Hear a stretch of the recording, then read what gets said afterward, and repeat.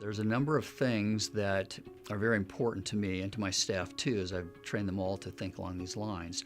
First and foremost, it's extremely important not to hurt patients. I take a lot of pride in giving a very gentle injection.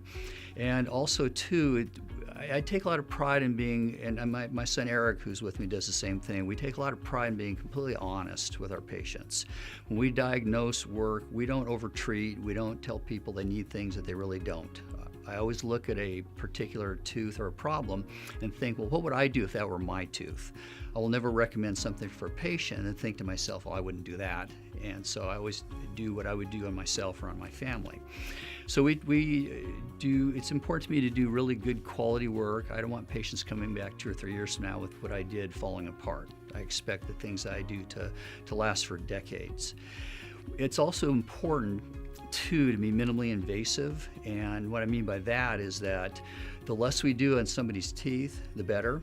And so we try to do what's the least amount of work that will get the job done, so we don't run the bill up on the patient or cause too much discomfort or problems.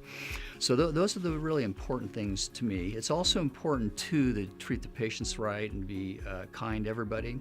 That's something I stress with my staff continually, that we take good care of the patients. I allow my staff to build relationships with the patients. I don't want them being quiet and somber. The dental office is not a morgue. We're there to have fun, so we try to do just that. We have fun with our patients. So I guess not one philosophy, just a number of things that I think are important in our practice.